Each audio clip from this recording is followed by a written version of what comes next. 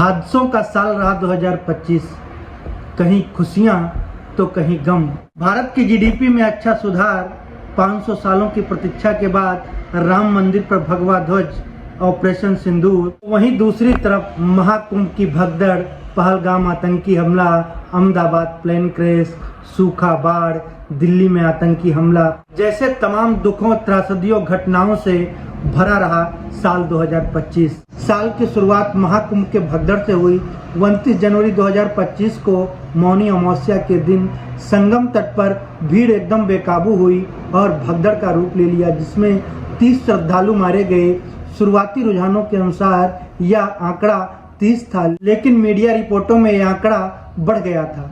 इस घटना ने शासन की व्यवस्था पर गंभीर सवाल उठाए। महाकुंभ के घटना के बाद 15 फरवरी 2025 को दिल्ली रेलवे स्टेशन पर एक बड़ी दुर्घटना हुई, जिसमें 14 और 15 नंबर प्लेटफार्म पर आकस्मिक भीड़ इकट्ठा हुई।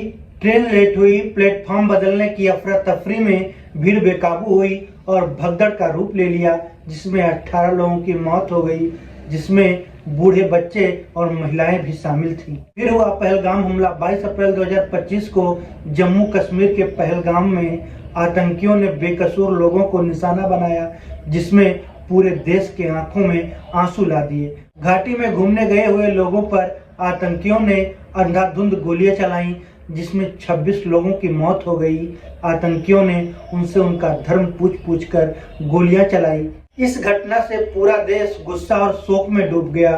फिर भारतीय सेना ने ऑपरेशन सिंदूर चलाया और पाकिस्तान को उसकी औकात याद दिलाई। फिर 12 जून 2025 को अहमदाबाद में प्लेन क्रैश हुआ, जिसमें करीब 241 लोगों की मौत हो गई।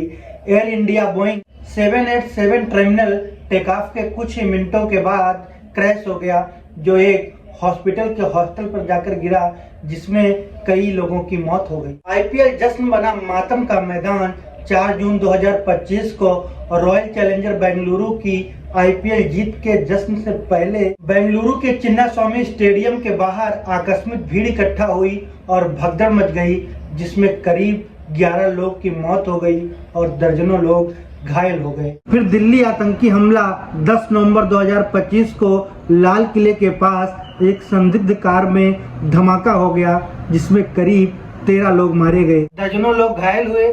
फिर जांच एजेंसियों ने साफ किया कि एक सोचा समझा आतंकी हमला था। फिर उत्तराखंड में बादल फटे, भूस्खलन हुआ, भारत के कई हिस्सों में बाढ़ जैसी स्थिति पैदा हुई। इन तमाम घटनाओं से देश को जन धन की हानि हुई।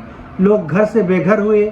बहुत लोग अपनों से मिलने का इंतजार करते रहे, लेकिन वो कभी घर नहीं पहुंचे। एक तरफ देश ने तमाम तरीकों के दुख संकटों को झेला और दूसरी तरफ देश ने कुछ क्षेत्रों में बहुत अच्छे और सराहनीय कार्य भी किए, जिसमें भारत की जीडीपी में 8.2% की बढ़ोतरी हुई और भारत जापान को पिछाड़कर दुनिया की चौथी सबसे बड़ी अर्थव्यवस्था बनी, जिसमें 6-7 मई 2025 को ऑपरेशन सिंदूर चलाया गया, जिसमें पीओके के अंदर आतंकवादियों के ठिकानों को निशाना बनाया गया। जम्मू कश्मीर के पहलगाम में हुए आतंकी हमले में 26 लोगों की जान गई थी, जिसके जवाब में भारतीय सेना ने पाकिस्तान के पीओके के अंदर घुसकर तमाम आतंकवादियों के ठिकानों को निस्तानाबूद किया जाता है।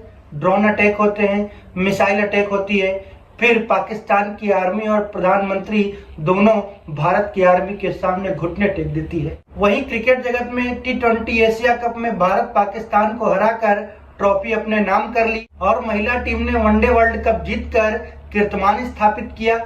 और फिल्म जगत में कांतारा, चैप्टर 1, धुरंधर, सैयारा जैसी फिल्मों ने बॉक्स ऑफिस पर खूब धमाल किया और पब्लिक को इंटरटेन करने में कामयाब रही। साल 2025 कहीं खुशी तो कहीं गम देकर काल के गाल में समा गया और आ गया नव वर्ष 2026।